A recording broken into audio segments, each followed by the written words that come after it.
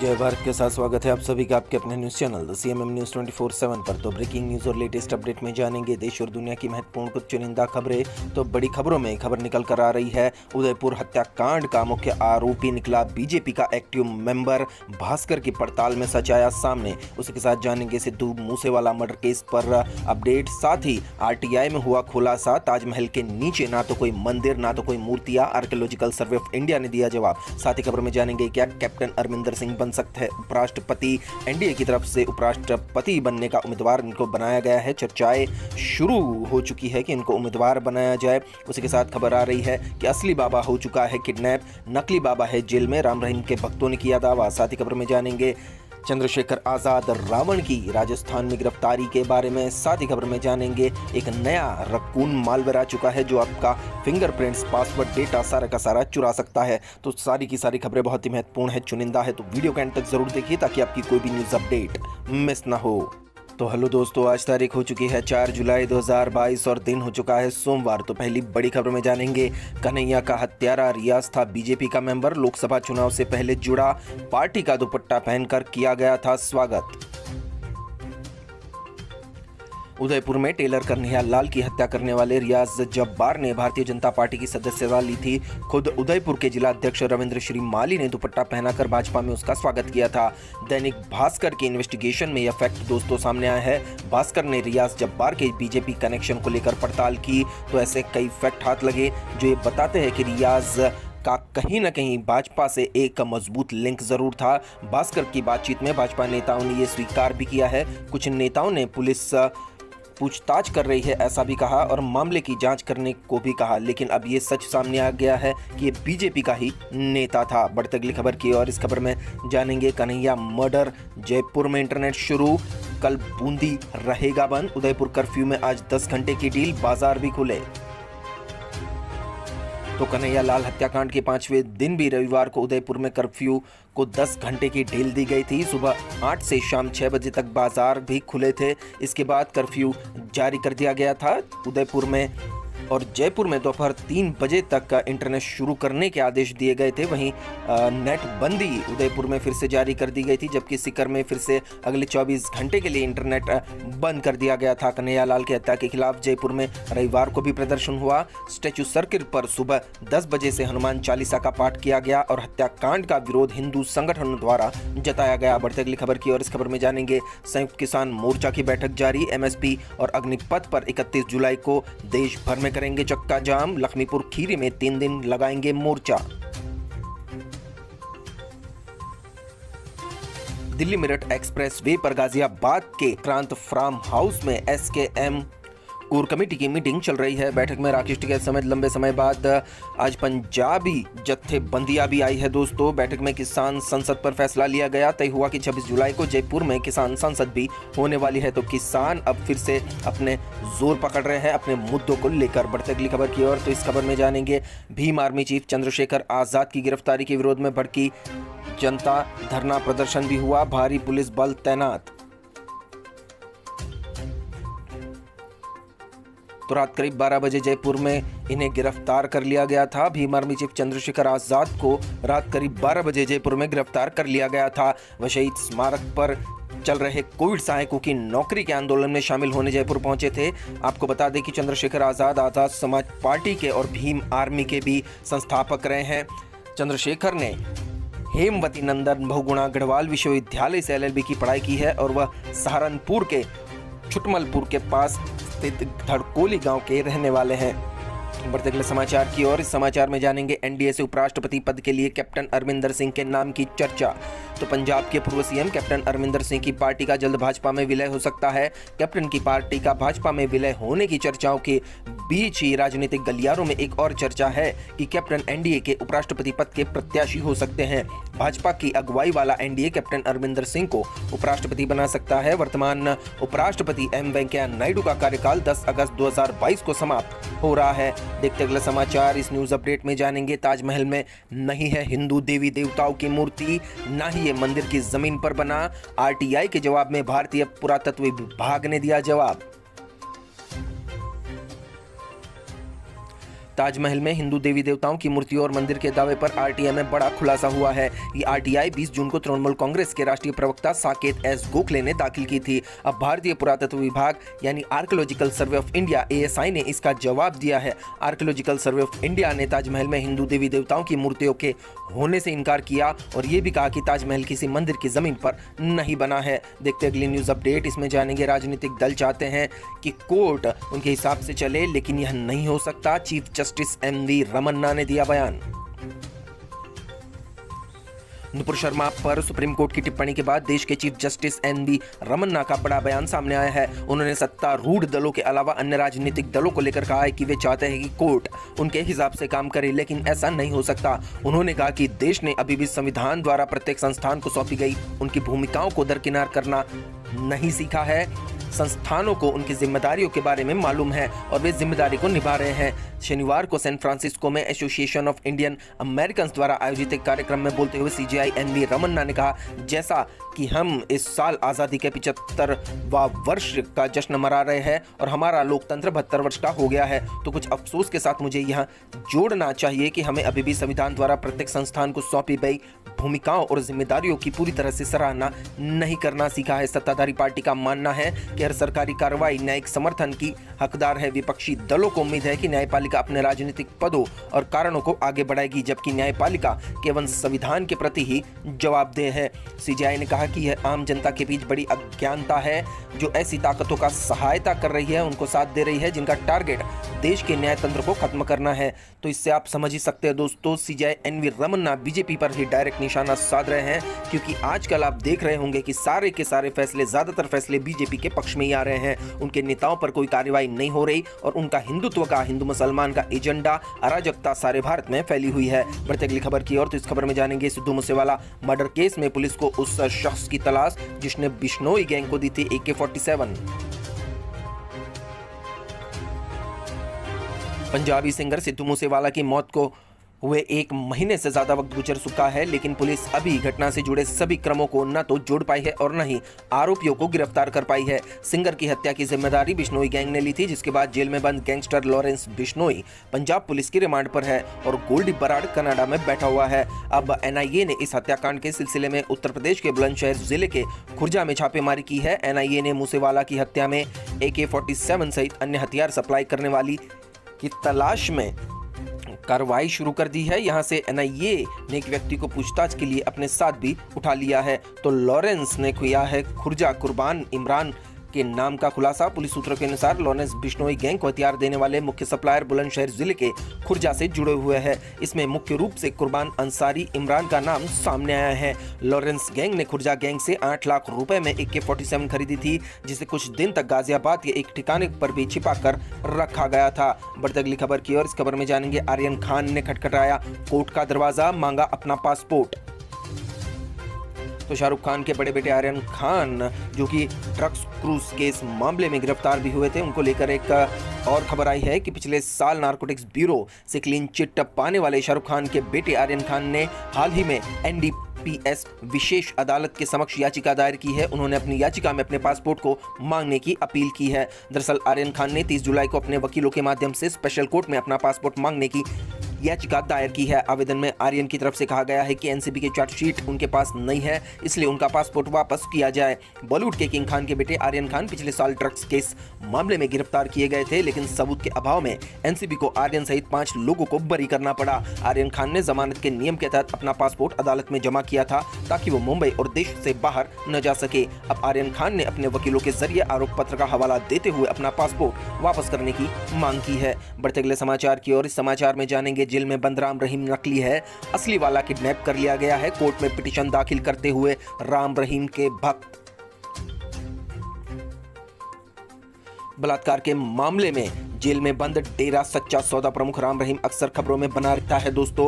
अब वह जेल के बाहर अपनी सत्ता चला रहा है, तब भी वह सुर्खियों में है, और अब जब वह जेल में है तो उस भक्त के जरिए वो सुर्खियां बटोर रहा है जो भक्त उसके डेरे से संबंधित है। इस बार वो सुर्खियों में है क्योंकि उसके एक भक्त ने दावा किया है कि राम रहीम नकली है, असली वाला राम रहीम किडनैप किया जा चुका है, उसके नकली होने का दावा चंडीगढ़ में रहने वाले डेरे के श्रद्धालु अशोक कुमार और उसके अन्य कुछ साथियों ने किया है, जो कि पूरी तरह से फर्जी और बकवास लगता है। दोस्तों बढ़ते अगली खबर की ओर। इस खबर में जानेंगे देश में अगले 30-40 साल भाजपा ही रहेगी, ऐसा ठोक के कहा गृह मंत्री अमित शाह ने। दोस्तों लोकतंत्र में कोई गृह मंत्री, कोई नगर सेवक, कोई भी नेता दोस्तों जनता का सेवक होता है, नौकर होता है। वो इतने दावे के साथ ऐसा कैसे कह सकता है कि अगले 30-40 साल तक भाजपा ही रहेगी। कार्यकारिणी की बैठक में अमित शाह ने बोले कि राजनीति में जातिवाद का अंत तय, लेकिन यही लोग जातिवाद की पॉलिटिक्स चलाते हैं, हिंदू मुसलमान की पॉलिटिक्स चलाते हैं, शहरों के नाम बदलते हैं। दोस्तों डायरेक्टली क्लियर है कि ये हिंदुत्व की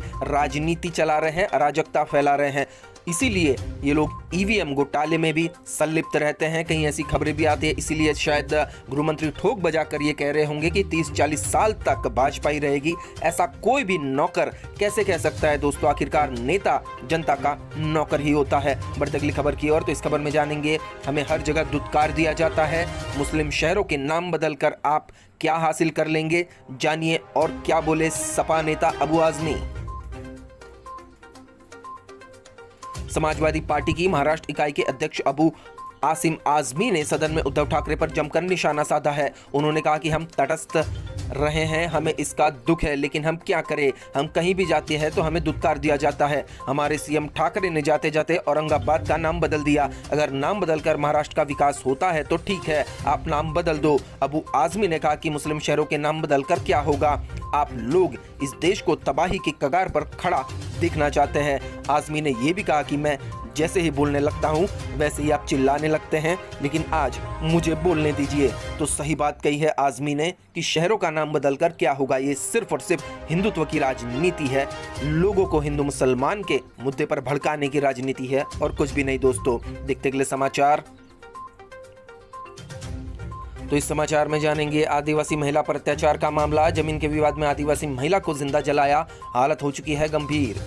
मध्य प्रदेश के गुना जिले में जमीन के विवाद को लेकर 3 लोगों ने 45 वर्षीय एक आदिवासी महिला पर कथित तौर पर ज्वलनशील पदार्थ डालकर आग लगा दी, जिसकी वजह से वह गंभीर रूप से झुलस गई। गुना के पुलिस अधीक्षक पंकज श्रीवास्तव ने बताया कि यह घटना शनिवार दोपहर प्रदेश की राजधानी भोपाल से करीब 200 किलोमीटर दूर बमोरी पुलिस थाना अंतर्गत धनोरिया गांव में हुई है। रामप्यारी बाई नाम की इस महिला की हालत गंभीर बनी हुई है। उन्होंने कहा कि जब तक 2 आरोपियों को गिरफ्तार किया जा चुका है, अब तीसरे व्यक्ति की तलाश जारी है जो कि फरार है। बढ़ते अगले समाचार की ओर। इसमें जानेंगे उदयपुर कन्हैयालाल हत्याकांड के बाद शहर का पर्यटन उद्योग हो चुका है बर्बाद, हो चुकी है इतने प्रतिशत की बुकिंग कैंसल। जहां दोस्तों तो बीजेपी के राज में हिंदू मुसलमान का मुद्दा काफी उठ रहा है, इसी के कारण काफी देश को नुकसान भी हो रहा है। दोस्तों तो पिछले कई दिनों से हिंदू मुसलमान का मुद्दा चल रहा था। नुपुर शर्मा के बयान के बाद पूरे भारत में सांप्रदायिक माहौल बिगड़ा, ये सुप्रीम कोर्ट ने भी फटकार लगाई है। तो पिछले दिनों कन्हैयालाल नाम के व्यक्ति की हत्या हो गई थी। इस घटना के बाद शहर में होटलों की 50% बुकिंग कैंसिल हो गई है। तो झीलों की नगरी यानी तालाबों की नगरी उदयपुर में हर साल लाखों सैलानी आते हैं, पर्यटक आते हैं, लेकिन इस हत्याकांड के बाद पर्यटन क्षेत्र को काफी नुकसान हुआ है। सैलानी डर रहे हैं यहाँ आने से। बढ़ते अगले समाचार की ओर। इसमें जानेंगे रामपुर और आजमगढ़ लोकसभा उपचुनाव हारने के बाद अखिलेश यादव ने उठाया बड़ा कदम, ये की है कार्रवाई। तो अखिलेश यादव ने अपनी सारी कार्यकारिणी समिति को ही भंग कर दिया है। रामपुर आजमगढ़ लोकसभा उपचुनाव में हार के बाद समाजवादी पार्टी के राष्ट्रीय अध्यक्ष अखिलेश यादव ने बड़ा फैसला लिया है। अखिलेश यादव ने प्रदेश अध्यक्ष नरेश उत्तम पटेल को छोड़कर पार्टी के अन्य सभी कार्यकारिणी को भंग कर दिया है। आपको बता दें कि लोहिया वाहिनी, छात्र सभा, यूथ ब्रिगेड सहित सभी फ्रंटल संगठनों की राष्ट्रीय व प्रदेश कार्यकारिणी को इन्होंने भंग कर दिया है। बढ़ते अगले समाचार की ओर। इसमें जानेंगे आज यानी सोमवार को हो सकता है पंजाब सरकार का कैबिनेट विस्तार। जहां दोस्तों कैबिनेट का एक्सपेंशन हो रहा है, ये विधायक बन सकते हैं मंत्री।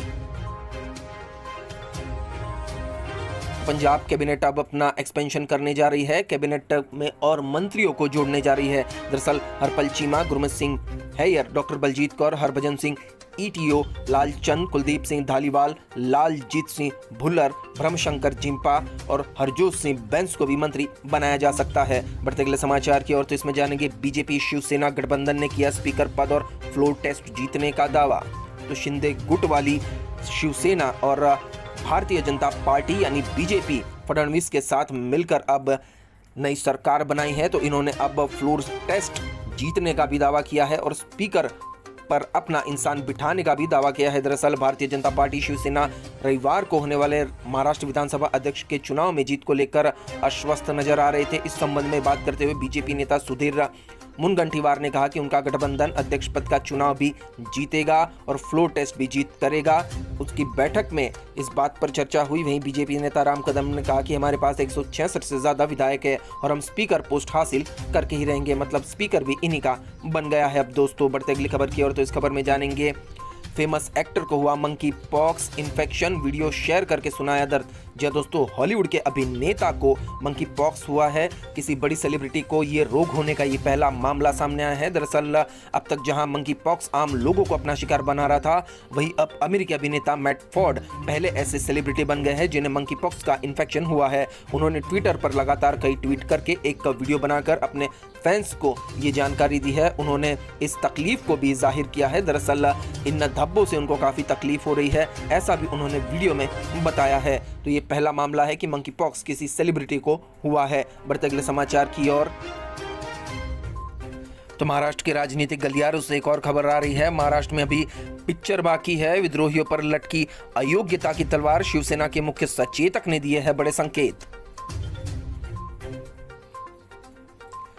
महाराष्ट्र की सियासत में अभी पिक्चर बाकी है। भले ही भाजपा के राहुल नार्वेकर को महाराष्ट्र विधानसभा का अध्यक्ष चुन लिया गया है, लेकिन सियासी लड़ाई के लंबे चलने के साफ संकेत नजर आ रहे हैं। शिवसेना के मुख्य सचेतक सुनील प्रभु ने रविवार को कहा कि कुछ विधायकों ने स्पीकर चुनाव में मतदान के दौरान शिवसेना के व्हिप का उल्लंघन किया है। पीठासीन अधिकारी से शिकायत की गई है, नतीजतन उन्हें अयोग्य घोषित किया जा सकता है। मुख्य सचेतक सुनील प्रभु ने यह भी कहा कि पार्टी के 12 सदस्यों के निलंबन का मामला अभी भी सुप्रीम कोर्ट में लंबित है। जाहिर है कि सूबे में एकनाथ शिंदे की अगुवाई में नई सरकार का गठन भले ही हो गया हो, लेकिन विधानसभा अध्यक्ष का चयन हो गया हो, लेकिन अभी बहुमत परीक्षण में पास होना बाकी है। अदालत तक ये मामला जाएगा। ऐसे में नजरें अब सुप्रीम कोर्ट के रुख पर जाकर टिक गई है। सुप्रीम कोर्ट 12 जुलाई को शिवसेना की इस याचिका पर सुनवाई करेगा। बढ़ते अगली खबर की ओर, तो इस खबर में जानेंगे कपिल सिब्बल ने न्यायपालिका की स्थिति पर चिंता जताई। जी हां दोस्तों, इस न्यूज को दोबारा सुनिएगा, दोबारा देखिएगा। कपिल सिब्बल एक वरिष्ठ वकील है, सुप्रीम कोर्ट के वकील है। कपिल सिब्बल ने न्यायपालिका की स्थिति पर चिंता जताई है कि मेरा सिर शर्म से झुक गया है। नुपुर शर्मा मामले में इन्होंने भाजपा को भी घेरा है। तो क्या कुछ है खबर में, बहुत ही काम की खबर है। न्यायपालिका न्यायतंत्र को लेकर खबर है। भारत में क्या चल रहा है इसका अंदाजा भी इस खबर से आपको आ जाएगा। दरअसल राज्यसभा सांसद और वरिष्ठ अधिवक्ता यानी वकील कपिल सिब्बल ने रविवार को न्यायपालिका की मौजूदा स्थिति पर चिंता जताई है। उन्होंने कहा कि संस्था के कुछ सदस्यों ने हमें निराश किया है और जो कुछ भी हाल के दिनों में हुआ है उससे मेरा सिर शर्म से झुक गया है। पीटीआई के साथ एक साक्षात्कार में सिब्बल ने यह भी कहा कि हाल के वर्षों में बोलने की आजादी पर सुप्रीम कोर्ट द्वारा इसकी व्याख्या जैसे की गई है वह दुर्भाग्य से संविधान रूप से अवैध है, उलट है। संविधान ने जो आजादी दी है उसके उलट है, क्योंकि भाजपा पर भी इन्होंने निशाना साधा है। केंद्र में भाजपा के नेतृत्व वाली सरकार पर सिब्बल ने हमला बोला है। उन्होंने कहा है कि उन्होंने सरकारी संस्थानों जैसे कि न्यायपालिकाओं का इस्तेमाल किया है। यह वास्तविक आपातकाल है, इमरजेंसी है। उन्होंने आरोप लगाया कि कानून के शासन का हर रोज उल्लंघन हो रहा है। सिब्बल ने यह भी कहा कि वर्तमान सरकार केवल कांग्रेस मुक्त भारत ही नहीं बल्कि विपक्ष मुक्त भारत चाहती है। दोस्तों, हालांकि ये बिल्कुल सही बात है।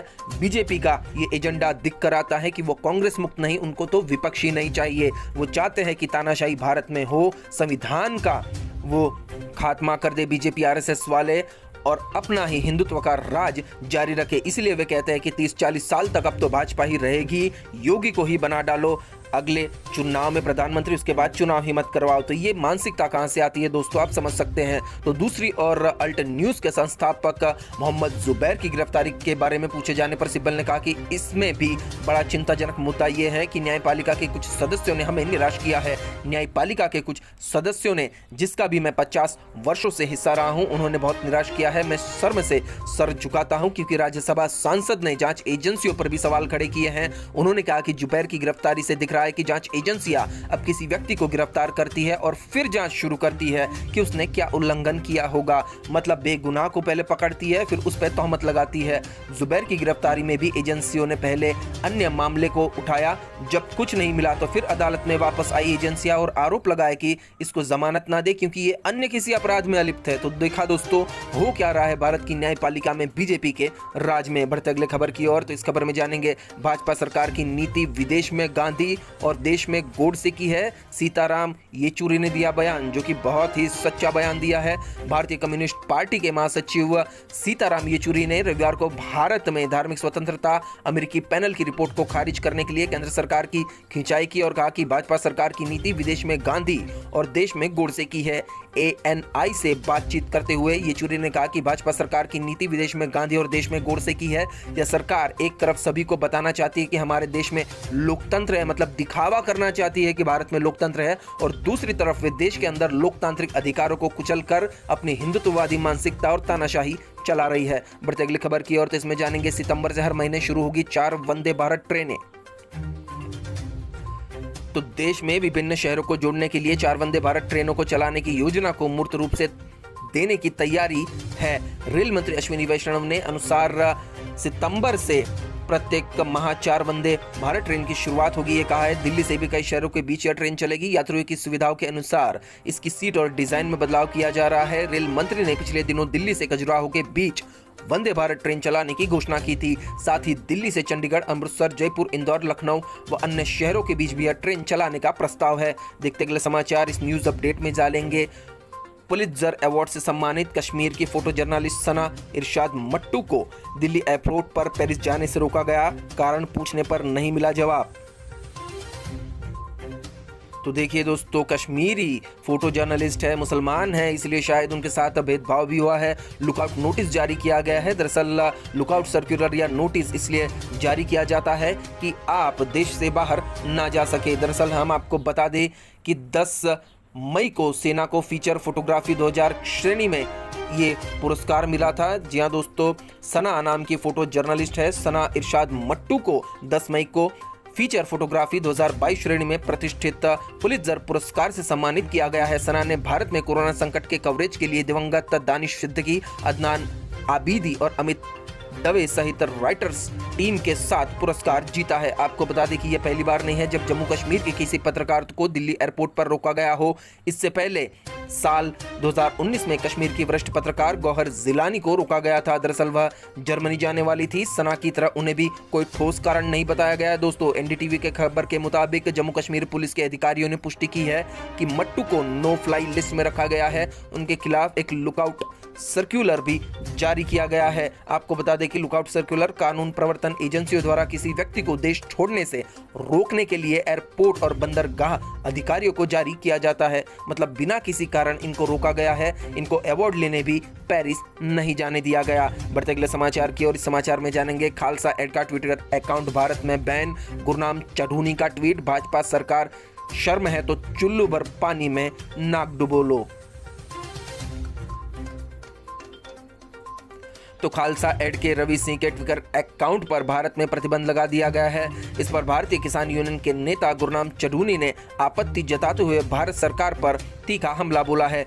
चढ़ूनी ने कहा कि भारत सरकार को अगर शर्म है तो चुल्लू भर पानी में नाक डुबो लो। अब वह दिन नजदीक है कि जब पूरा देश तुम्हारी खिलाफत और बगावत के लिए खड़ा होगा। बढ़ते अगले समाचार की ओर। इसमें देखेंगे अग्निपथ के खिलाफ सड़क पर उतरी आम आदमी पार्टी। लखनऊ में पुलिस से झड़प, यूथ विंग के पदाधिकारियों ने पूरे देश में किया प्रदर्शन। जी हां दोस्तों, अग्निपथ योजना के खिलाफ आम आदमी पार्टी अब प्रदर्शन कर रही है। लखनऊ में इन्होंने प्रदर्शन किया, कटोरे लेकर भीख मांगे, 420 रुपए इकट्ठा किए और केंद्र सरकार को इन्होंने भेजे। उनकी 420 ही अब जाहिर हो गई है, ऐसा आम आदमी पार्टी ने उन पर आरोप लगाया। देखते अगले समाचार। तो इसमें जानेंगे उदयपुर कांड दंगे भड़काने की साजिश तो नहीं। मुख्यमंत्री भूपेश बघेल ने कहा हत्याकांड के आरोपियों के भाजपा से क्या संबंध है, इसे भाजपा को बताना चाहिए। तो छत्तीसगढ़ के सीएम का बीजेपी से एक सवाल है। राजस्थान के उदयपुर में हुई बर्बर हत्या से देश का राजनीतिक, सामाजिक और धार्मिक माहौल गर्म है। इसी बीच छत्तीसगढ़ के मुख्यमंत्री भूपेश बघेल ने भाजपा पर सवाल उठाया है। उन्होंने कहा कि हत्याकांड के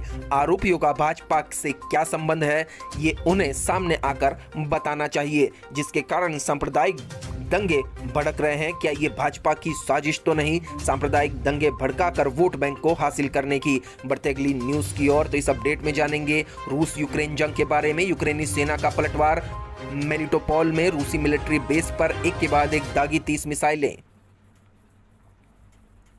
तो रूस यूक्रेन जंग को 4 महीने से ज्यादा हो चुके हैं, हमले अब भी जारी है। इसी बीच मेलिटोपोल में यूक्रेनी सेना ने पलटवार करते हुए रूस के मिलिट्री बेस पर हमला किया है। यूक्रेनी सैनिकों ने यहां एक के बाद एक 30 मिसाइलें दागी है। इधर रूस समर्थित अलगाववादियों ने यूक्रेन के पूर्वी शहर लिसिचांस्क को चारों तरफ से घेरने का दावा किया। यूक्रेनी सेना ने इन दावों को नकारते हुए कहा कि शहर की सीमा पर अलगाववादियों के साथ गोलीबारी जारी है। लुहांस्क क्षेत्र के लिसिचांस्क आखिरी शहर है जो यूक्रेन के कब्जे में है।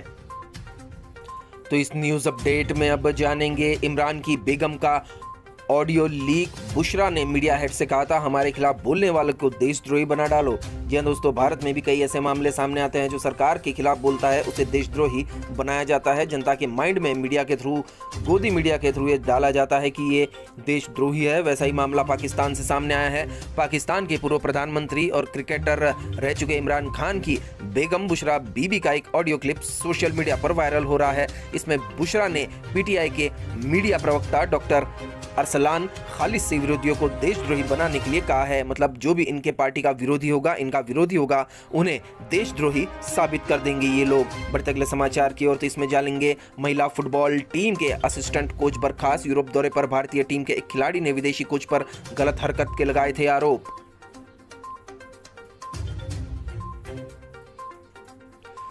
नॉर्वे में अंडर 17 महिला वर्ल्ड कप की तैयारी के लिए भारतीय टीम के असिस्टेंट कोच एलेक्स एम्ब्रोस को बर्खास्त कर दिया गया है। एम्ब्रोस पर कुछ दिन पहले एक महिला खिलाड़ी ने गलत व्यवहार करने का आरोप लगाया था, जिसके बाद भारतीय फुटबॉल फेडरेशन AIFF ने तुरंत भारत वापस आने के निर्देश उन्हें दिए थे। साथ ही जांच के आदेश दिए गए थे। सुप्रीम कोर्ट की ओर से गठित कमिटी ऑफ एडमिनिस्ट्रेशन के मुख्य सदस्य डॉक्टर SY कुरैशी ने कोच को बर्खास्त करने संबंध में सोशल मीडिया पर जानकारी दी है। कुरैशी ने अपने पोस्ट में कहा है कि अंडर 17 महिला टीम के असिस्टेंट कोच एलेक्स एम्ब्रोस को यौन शोषण के आरोप में बर्खास्त कर दिया गया है। नियमों के मुताबिक उन पर आगे कार्रवाई और की जाएगी। तो इस समाचार में जानेंगे भारत में धार्मिक समुदाय की आजादी को लेकर अमेरिका ने जताई चिंता। जी हाँ दोस्तों, धार्मिक समुदाय की आज़ादी को लेकर चिंता का ही मामला है। अमेरिका को दिख गया, लेकिन मौजूदा वर्तमान सरकार को नहीं दिख रहा, क्योंकि वही तो ये करना चाहती है ना दोस्तों, सांप्रदायिक माहौल बिगाड़ना चाहते हैं ताकि उनकी वोट बैंक जारी रहे। अंतर्राष्ट्रीय धार्मिक स्वतंत्रता मामलों के अमेरिकी दूत रशद हुसैन ने भारत में कई धार्मिक समुदायों के साथ होने वाले व्यवहार को लेकर चिंता जताई है।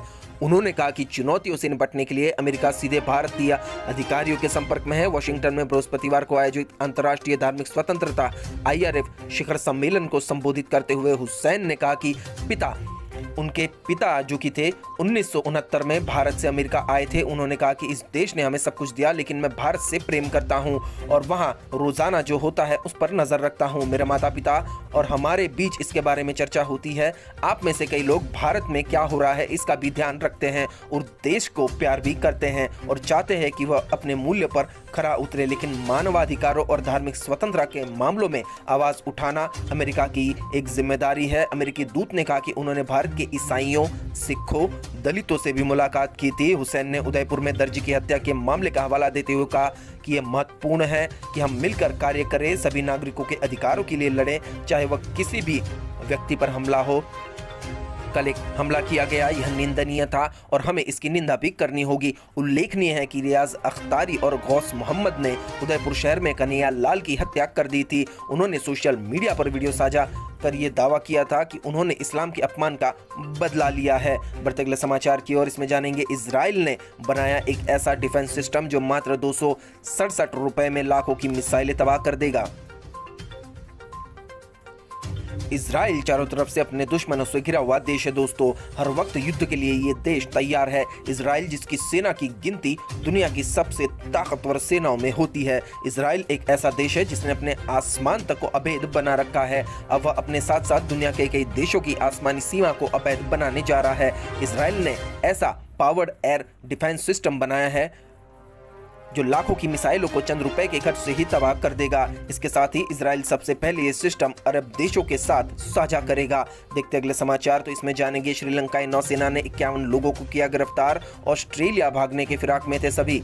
तो श्रीलंकाई नौसेना ने अवैध रूप से समंदर के रास्ते से दोस्तों ऑस्ट्रेलिया जाने वालों को गिरफ्तार किया है, क्योंकि ये लोग आर्थिक संकट के कारण देश छोड़कर जा रहे थे। बढ़ते अगली खबर की ओर, तो इसमें जानेंगे एलियंस फैला रहे कोरोना, किम जोंग उन का अजीबो गरीब दावा सुनकर आप भी रह जाएंगे दंग। जी हाँ दोस्तों, अब कोरोना किस तरीके से फैलता है ये आप मैं हम सब लोग जानते हैं, फिर भी उत्तर कोरिया के तानाशाह किम जोंग उन ने अब ऐसा हैरानी वाला बयान दिया है कि जिससे किसी को भी लग सकता है कि ये झूठ बोल रहे हैं। दरअसल किम जोंग उन ने कहा है कि कोरोना एलियंस के कारण फैला है हमारे देश में, जिसको उसके पड़ोसी देश ने नकार दिया है कि ये बेवकूफ़ी भरा बयान है।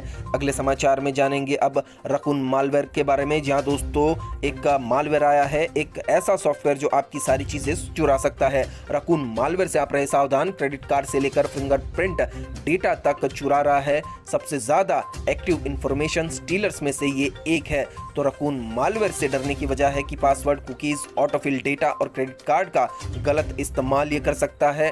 कैप्चर किए गए स्क्रीनशॉट को भी ये चोरी कर लेता है। एक बार फिर डेटा चोरी करने वाला रकून मालवेयर के अटैक से जुड़ी रिपोर्ट सामने आई है। कहा जा रहा है कि हैकर्स ने इसका अपग्रेडेड वर्जन यूजर्स की पर्सनल जानकारी और पासवर्ड चोरी करने के लिए तैयार किया है। रकून मालवेयर साल 2021 में साइबर क्रिमिनल की ओर से इस्तेमाल किए गए सबसे ज्यादा एक्टिव इंफॉर्मेशन स्टीलर्स में से एक था। रकून बाकी मालवेयर्स के मुकाबले ज्यादा पॉपुलर है। सिक्योरिटी रिसर्चर्स का मानना है कि रकून मालवेयर 3 वजहों से ऑनलाइन फ्रॉड करने वालों के बीच पॉपुलर है। पहला तो ये डेटा पासवर्ड की चोरी कैपेसिटी के मामले में इसका दमदार होना है। दूसरा आपको बताएं तो कस्टमाइजेशन से जुड़ी है इसकी चीज़ें, इसे ढेरों हैकिंग टूल्स का हिस्सा बनाया जा सकता है। तीसरी वजह यह है कि इस मालवेयर को इस्तेमाल करना बेहद आसान है और इसे फेक इंस्टॉलर्स या फिर फ्रॉड सॉफ्टवेयर की मदद से भी फैलाया जा सकता है। तो ये मालवेयर किसी भी सॉफ्टवेयर में अटैच हो सकता है, किसी भी एप्लीकेशन में आप इसको अटैच करके सामने वाले को भेज सकते हैं, उसका पूरा डेटा चुरा सकते हैं। तो इसी के साथ अब बढ़ते हैं भारत के मौसम के समाचार की ओर। तो क्या कहता है अगले 24 घंटे का मौसम का पूर्वानुमान। तो अगले 24 घंटों के दौरान गुजरात, ओडिशा, झारखंड के कुछ हिस्सों, सिक्किम और गंगीय पश्चिम बंगाल में हल्की से मध्यम बारिश के साथ कुछ स्थानों पर भारी बारिश हो सकती है। पूर्वोत्तर भारत, उत्तराखंड के कुछ हिस्सों, हिमाचल प्रदेश, पूर्वी राजस्थान, मध्य महाराष्ट्र, मराठवाड़ा, लक्षद्वीप और तेलंगाना के कुछ हिस्सों में हल्की से मध्यम बारिश के साथ 1-2 स्थानों पर भारी बारिश संभव है। उत्तर प्रदेश, पंजाब, हरियाणा, दिल्ली और जम्मू कश्मीर में छिटपुट बारिश और गरज के साथ बौछारें भी पड़ सकती है। इसी के साथ मध्य प्रदेश में भी 3 दिन तक बारिश के आसार जारी है। तो इसी के साथ आज के ब्रेकिंग न्यूज और लेटेस्ट अपडेट यहीं समाप्त होते हैं। वीडियो को एंड तक देखने के लिए आप सभी का बहुत बहुत धन्यवाद। वीडियो अगर अच्छा लगा हो तो चैनल को लाइक, शेयर और सब्सक्राइब जरूर कीजिए ताकि आपकी आने वाली कोई भी न्यूज अपडेट मिस ना हो। मिलते अगली लेटेस्ट अपडेट के साथ। आपका दिन खुशनुमा रहे। Thank you, take care, good bye, जय भारत।